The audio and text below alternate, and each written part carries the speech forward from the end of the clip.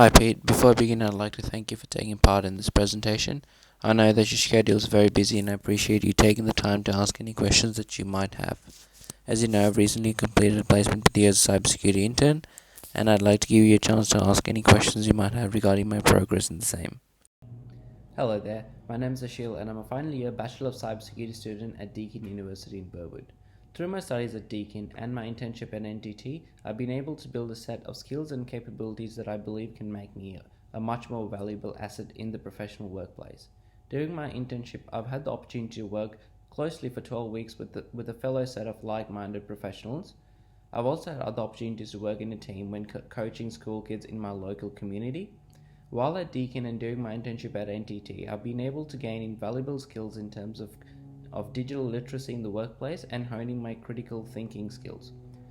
A key drive of mine personally is to conduct myself in a professional manner that benefits the wider society as a whole. I believe that the skills that I've gained at Deakin and during my internship would make me a much more valuable asset in the professional workplace. Thank you. Throughout our internship, we used Wharton's model for active reflection on our daily activities for fortnightly logs. We detail what we did, how that activity impacted our professional development, and how it made us feel and our progress in relation to achieving our placement goals. Once again, using the Wharton's model, I was able to detail the different goals I had for my internship and how I went about achieving them. While my goals weren't exactly quantifiable ones, toward the end of my internship I was able to get a much better score and more positive feedback on my goals compared to my mid-evaluations and the initial placement goals. With goals like communication and teamwork, I had to step out of my comfort zone to ensure that I was comfortable enough going all the way to complete these goals. Having a critical thinking and self-management goal was helpful in that I was able to plan ahead to fully utilize any opportunities coming my way to make progress on these goals. While these goals have been completed to the standard I set myself at the start of the internship, I recognize that this is a continual learning process as demonstrated by the picture above, and work must be constantly put in to ensure that I improve on my current performance. These goals are the key outcomes that were set for our internship by NTT. It was important that these goals applied to the Deakin learning outcomes set for this unit, as it was a hand-in-hand learning process. Being aware of these goals, for instance, immensely helped me achieve my self-management goal. This was done by me creating timelines with flexible deadlines for each goal as long as they were all completed by the end date. Initially, the requirement was for us to complete as many goals as possible.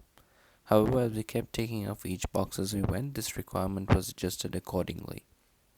Now, the ease of completing these goals were not due to an easy nature, but due to our eagerness and the excellent level of support that we received throughout the 12 weeks of our internship at NTT.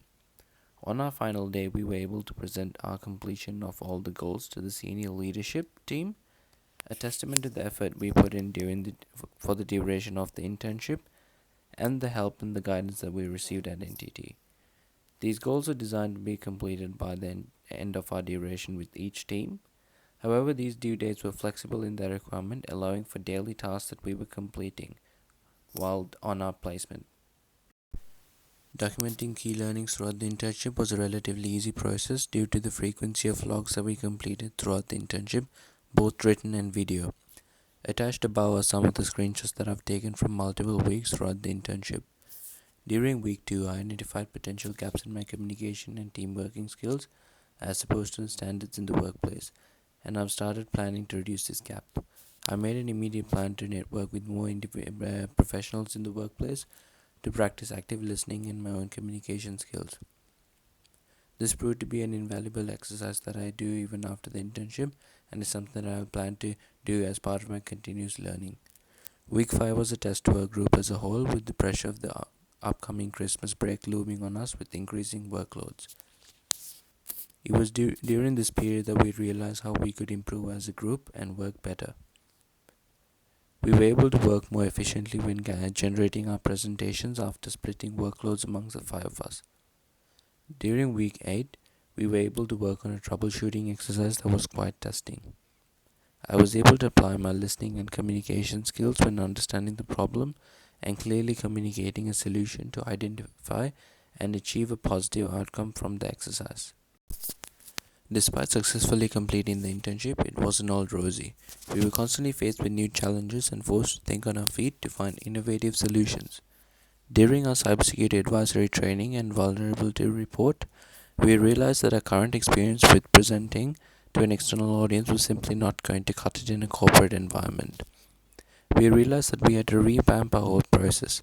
After getting some pointers from a couple of professional colleagues, we divided the work amongst the five of us and then gathered back together and collated our content.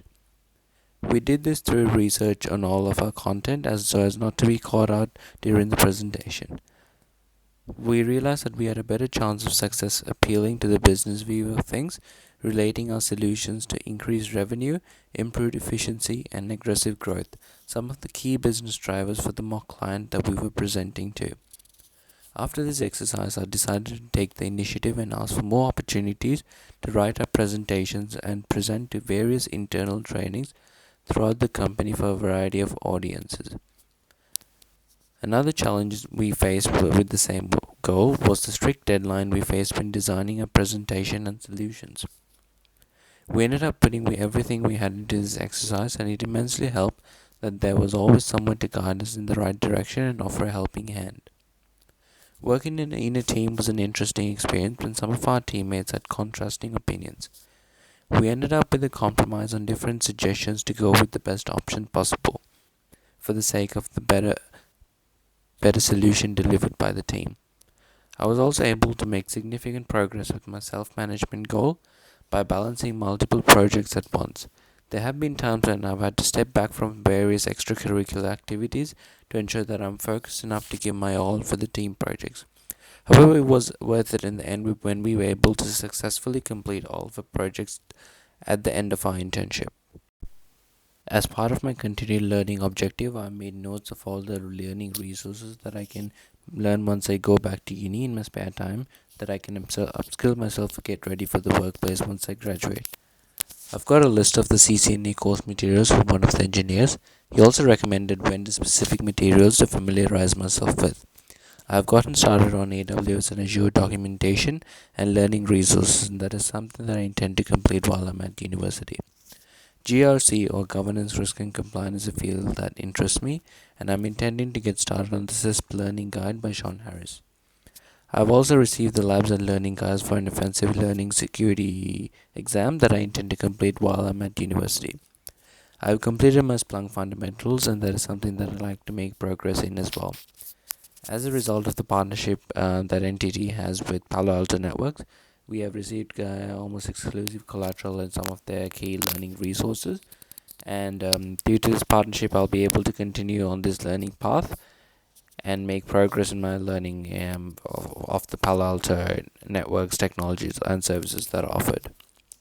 I'm also planning on improving my proficiency in programming languages such as Python, and I'm keen to be working on some of the virtual networks and the labs that I have access to. I also have copies of compliance frameworks that would benefit me once I start uni, as they are touched quite well in some of our subjects in our final year. Hi Peter, thank you for raising some valid questions that I'd be more than happy to answer. In terms of the first question, I realized how dynamic the industry is, and this stimulates me to invest even more time in upskilling myself to stay ahead of the curve. As I'm constantly thinking on my feet in the industry, I've not been more excited to pursue a career in cybersecurity.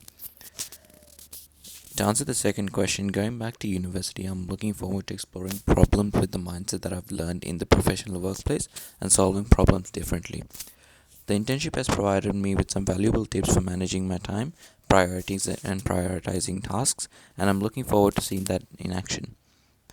To answer the third question, I'll be telling more people about the chances I've had to engage with real clients, understand what it is like to really work in a team in a professional setting, step out of my comfort zone each day to be the best possible version of myself, in addition to the amazing technology that I've had the chance to engage with on a daily basis. And thank you for giving me that opportunity.